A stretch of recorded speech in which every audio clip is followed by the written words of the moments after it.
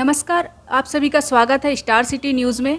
अब जैसा कि आप सभी को पता है, दिल्ली की दिवाली पूरे दुनिया में मशहूर है। इस बार की दिवाली कुछ ज़्यादा ही खास इसलिए है क्योंकि 500 वर्षों बाद हमारे रामलला जब विराजमान हुए, उसके बाद ये पहली दिवाली मनाई जा रही है। इसी क्रम में हमारे साथ दिल्ली मंदिर प्रकोष्ठ के संयोजक करनैल सिंह जी मौजूद हैं। तो आइए उनसे जानते हैं कि किस तरह से वो इस बार की दिवाली सेलिब्रेट कर रहे हैं। सबसे पहले आपका बहुत बहुत स्वागत है करनैल सिंह जी। आप सभी दर्शकों को जय श्री राम बोलता हूँ। जैसा कि आपने बताया, सभी सनातनी भाइयों को, बहनों को, साथियों को, माताओं को, बुजुर्गों को दीपावली की शुभकामनाएं। माता लक्ष्मी आपके परिवार पर इतना आशीर्वाद बनाए रखे ताकि सबके घरों के अंदर खुशियाँ लेकर आएँ। जैसा कि आपने बताया, ये दीपावली बहुत ही विशेष दीपावली है। ये सामान्य दीपावली नहीं है। 500 वर्षों के बाद इस देश के अंदर एक खुशी की लहर दौड़ी है, और वो खुशी की लहर की दौड़ का मतलब है रामलला की स्थापना। पूरे हिंदुस्तान के अंदर खुशी इतनी ज़बरदस्त मनाई गई है कि हमने दिल्ली के अंदर भी 25 लाख दिए मंदिर प्रकोष्ठ के माध्यम से गरीबों के अंदर साझा करके उनके साथ दिए बांट करके हम दीपावली मनाने जा रहे हैं। इसके बाद हम दीपावली भी मनाने जा रहे हैं, जिसमें हमारा टारगेट 1 करोड़ दीपावली के दिए जला करके दीपावलियाँ मनाएंगे। और 22 जनवरी को पिछली बार रामलला की स्थापना हुई थी। ये पहली दीपावली है, और इस दीपावली का एक अलग ही अंदाज़, अलग ही खुशी है, क्योंकि हमारे बुज़ुर्गों ने जो इंतज़ार किया, हम उस इतिहास के गवाह बन गए जब हमारे रामलला का स्थापना दिवस। और स्थापना जब हुई, रामलला तो कभी हुए ही नहीं, और ना उनका अंत हुआ है, ना अंतकाल हुआ है। तो ऐसी स्थिति में हम पुनः आप सब लोगों को दीपावली की शुभकामनाएं देते हैं। दिल्ली के जो जितने मंदिर है उसमें कैसा माहौल है अभी? दिल्ली के अंदर मंदिर प्रकोष्ठ से 49,000 मंदिर जुड़े हैं। हर मंदिर के अंदर लड़ियाँ लगाई गई हैं, हर मंदिर के अंदर सफाई का प्रबंध किया गया है। हर मंदिर के अंदर 14,700 मंदिरों के अंदर हम कल शाम को कीर्तन करेंगे। एक ही समय, एक ही टाइम, 8 बजे कल शाम को कीर्तन करेंगे हर मंदिर के अंदर। जैसे सनातन धर्म का सबसे बड़ा महापर्व कहा जाए कि दिवाली मनाई जा रही है, मतलब शहरों के अलावा विदेशों में भी मनाया जाता है, तो इसके बारे में क्या कहेंगे? अमेरिका के अंदर व्हाइट हाउस, जो दुनिया की सबसे बड़ी पंचायत है, कल वहाँ पर भी दीपावली मनाई जाएगी। और पूरा अमेरिका, जहाँ जहाँ मेरा संपर्क है, यहाँ तक कि जापान के अंदर हिंदुओं की संख्या बड़ी कम है, वहाँ पर भी इतने हर्षोल्लास के साथ दीपावली कल मनाने की प्लानिंग है। हर मंदिर को सजाया गया। अभी दोपहर को ही मेरी बात गई थी, हर मंदिर को सजाया। पूरे विश्व के अंदर हर मंदिर को कल की डेट में सजाया जाएगा, और वहाँ दीपावली बड़े धूमधाम से मनाई जाएगी। जैसे आपने अमेरिका की बात कही, वहाँ पे दिवाली की छुट्टियाँ भी दी गई है।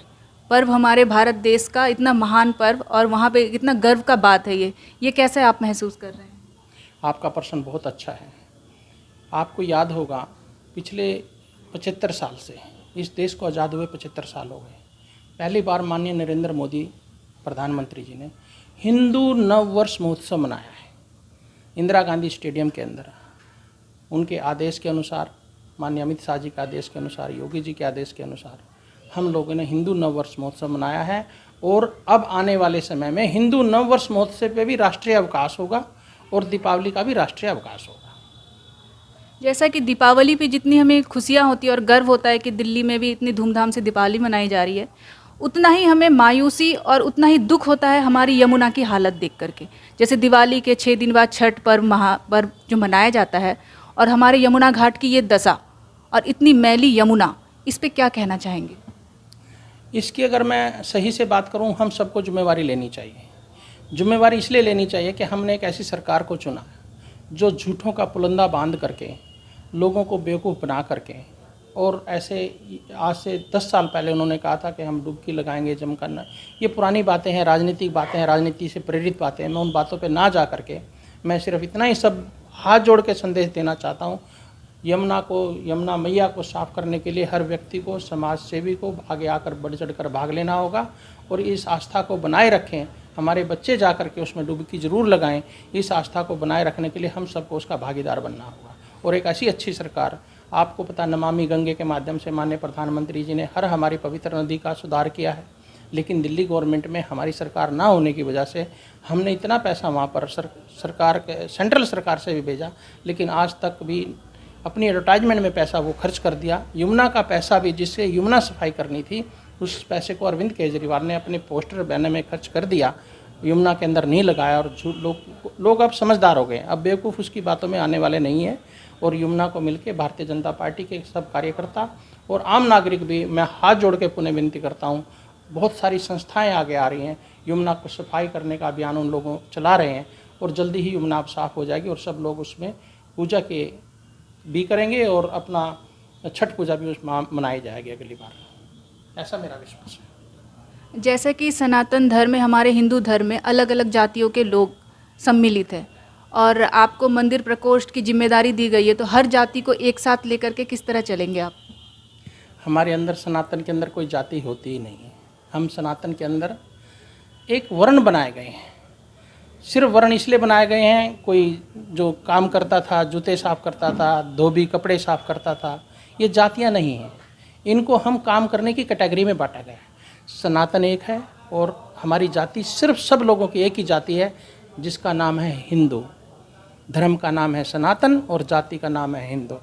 सब लोगों को ये बात समझ आ गई है और सब लोग इकट्ठे होकर के एक ही जाति है, वो है हिंदू। ना हम धोबी हैं, ना हम नाई हैं, ना हम सुनार हैं, ना हम बनिए हैं।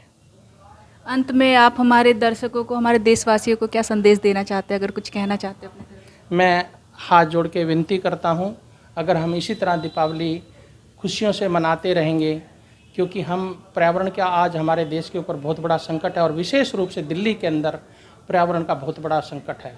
आओ मिलकर सब इस पर्यावरण को सुरक्षित करें, पौधे लगाएं, सफाई करें, मंदिरों की सफाई करें। ये ना सोचें कि वो आके करेगा, मुझे क्या है। हम खुद सहभागी बने और पर्यावरण को बचाएं। यही, क्योंकि हवा और पानी को खरीदा नहीं जा सकता, क्योंकि अगर हवा साफ़ होगी, हमारा स्वास्थ्य ठीक होगा और हमारा स्वास्थ्य ठीक होगा तो हमारी जनरेशन ठीक होगी और हमारी जनरेशन ठीक होगी तो हमें सद्बुद्धि आएगी और इस देश का विकास होगा। जय श्री राम। बहुत बहुत धन्यवाद हमसे जुड़ने के लिए।